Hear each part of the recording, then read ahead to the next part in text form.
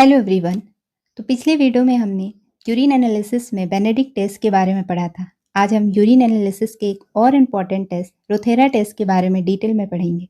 ये topic nursing practical, viva और nursing competitive exam के लिए बहुत इंपॉर्टेंट है, तो इस वीडियो को अंत तक ज़रूर देखें। तो चलिए शुरू करते हैं। सबसे पहले हम समझते हैं कि रोथेरा टेस्ट क्या है। तो रोथेरा टेस्ट एक केमिकल यूरिन टेस्ट है जिसका यूज़ यूरिन में कीटोन बॉडीज को डिटेक्ट करने के लिए किया जाता है। ठीक है, ये एक यूरिन एनालिसिस टेस्ट है और इसमें हम यूरिन में हम क्या देखने के लिए डिटेक्ट करते हैं इस टेस्ट में? Ketone body. ठीक है, कीटोन बॉडीज को डिटेक्ट करने के लिए इस टेस्ट को किया जाता है। तो हम समझ लेते हैं कि कीटोन बॉडीज क्या होती है। नॉर्मली हमारे बॉडी को एनर्जी कहाँ से मिलती है? किससे मिलती है हमारे बॉडी को एनर्जी? वो मिलती है ग्लूकोज से।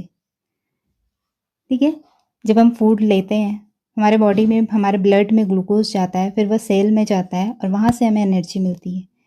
लेकिन जब बॉडी को प्रॉपरली ग्लूकोज नहीं पिन पाता है तब वो क्या करता है? वो फैट को यूटिलाइज करता है, यानी कि फैट से वो एनर्जी लेता है। फैट का क्या करता है? वो ब्रेक डाउन करता है।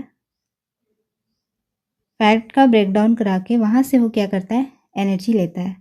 इसके फैट के ब्रेक डाउन होने की वजह से जो वेस्ट प्रोडक्ट बनते हैं उसको हम कहते हैं कीटोन बॉडी,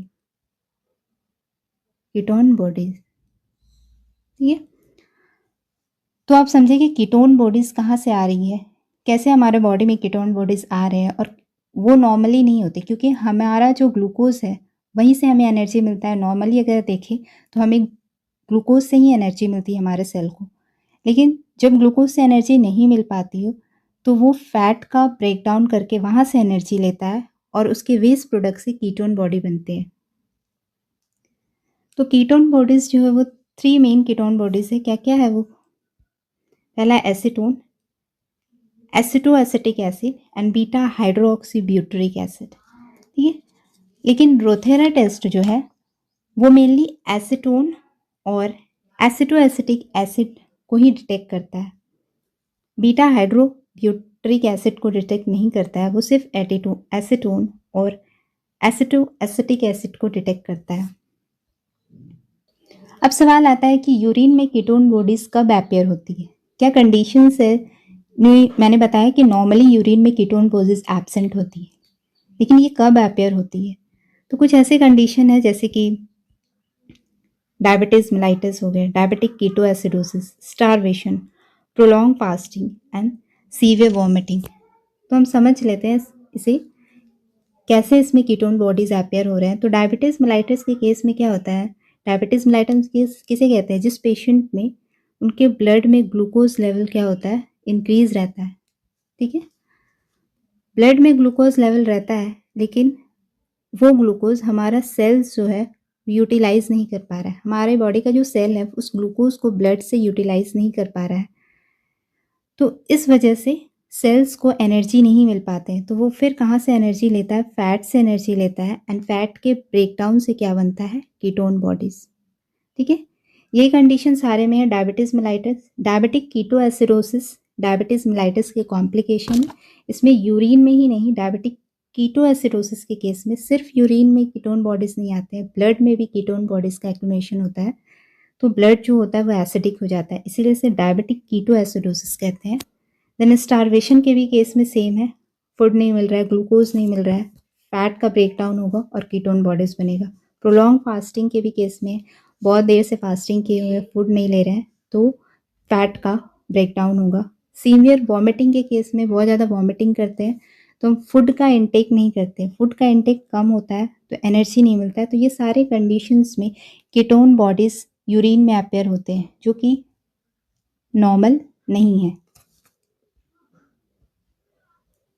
तो हम आर्टिकल्स देख लेते हैं। अगर हम रोथेरा टेस्ट कर रहे हैं तो उसमें क्या क्या आर्टिकल्स की ज़रूरत है, क्या क्या रिएजेंट्स की ज़रूरत है। तो हमारे पास टेस्ट ट्यूब होना चाहिए, टेस्ट ट्यूब स्टैंड होना चाहिए, पिपेट या ड्रॉपर होना चाहिए, यूरिन सैंपल, और ये सारे तीन जो है ये क्या है? रिएजेंट्स है। रिएजेंट्स है, क्या क्या रिएजेंट है? Ammonium sulphate crystal, sodium nitroprusside solution and liquid ammonia. आपको ये रिएजेंट्स के नाम मेमोराइज करके रखना है, क्योंकि ये क्वेश्चंस एग्ज़ाम में आते हैं इससे क्वेश्चंस कि क्या रिएजेंट रोथेरा टेस्ट में यूज़ होता है। और इसमें से मेन रिएजेंट्स जो है वो सोडियम नाइट्रोप्रोसाइड सोल्यूशन है। तो मेन रिएजेंट का भी नाम पूछता है, तो आपको ये याद रखना है। चलिए अब देख लेते हैं कि इसका प्रिंसिपल क्या है।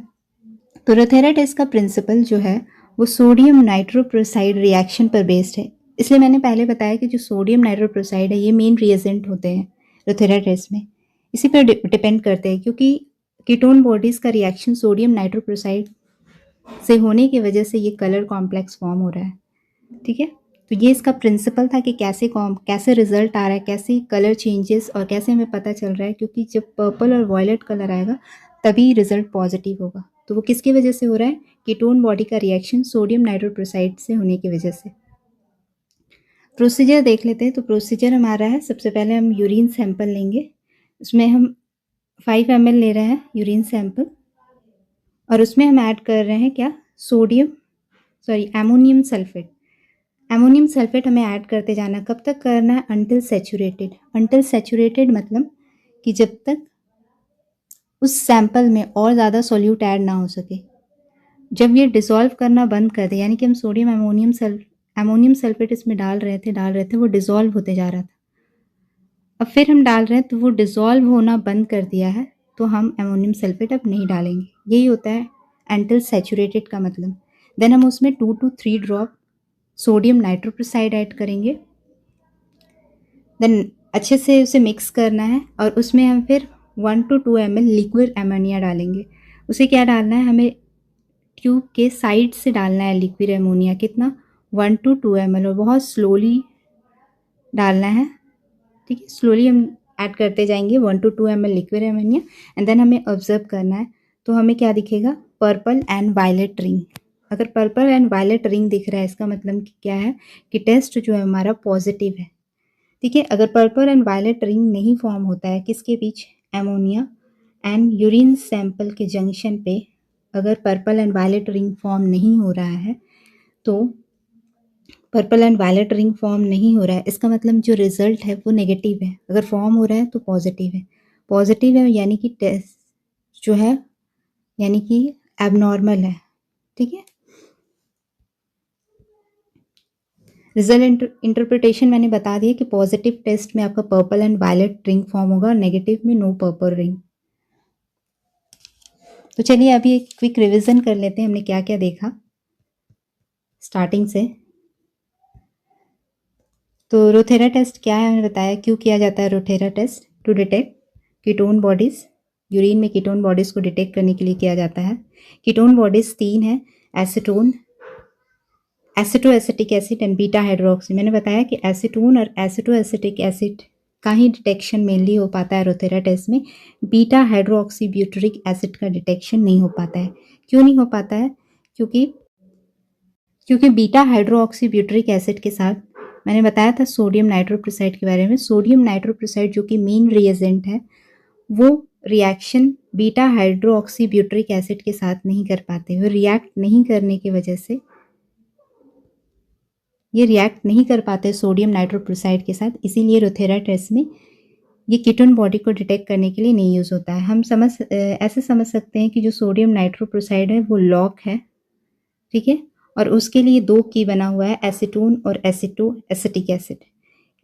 इन दोनों से ये खुल सकता है, लेकिन बीटा हाइड्रोक्सी ब्यूटरिक एसिड वो उसमें लॉक में इंसर्ट ही नहीं हो रहा है, उसके लिए बना ही नहीं है, तो रिएक्शन नहीं शो कर रहा है। इसीलिए बीटा हाइड्रोक्सी ब्यूटरिक एसिड हम लोग रोथेरा टेस्ट में यूज़ नहीं करते हैं। क्लिनिकल सिग्निफिकेंस हमने देखा, क्या क्या चीज़ चाहिए और क्या 3 हमारे पास रिएजेंट होना चाहिए, इसके बारे में समझा। प्रिंसिपल समझा कैसे कलर आ रहा है, रिएक्शन कीटोन बॉडीज़ और सोडियम नाइट्रोप्रोसाइड के बीच होने की वजह से। कैसे हमें प्रोसीजर करना है, सबसे पहले यूरिन सैंपल लेना है 5 ml, अमोनियम सल्फेट डालना है, देन उसमें sodium nitroprusside, liquid ammonia, and then हमें क्या रिजल्ट मिलेगा? पर्पल एंड वायलेट रिंग, तो पॉजिटिव है। इंटरप्रिटेशन मैंने बता दिया। तो दोस्तों आज हमने रोथेरा टेस्ट को डिटेल में पढ़ा और बहुत ही सिंपल और इजी वे में समझा। तो वीडियो अगर हेल्पफुल लगी हो तो वीडियो को लाइक करें, शेयर करें और चैनल को सब्सक्राइब करना ना भूलें।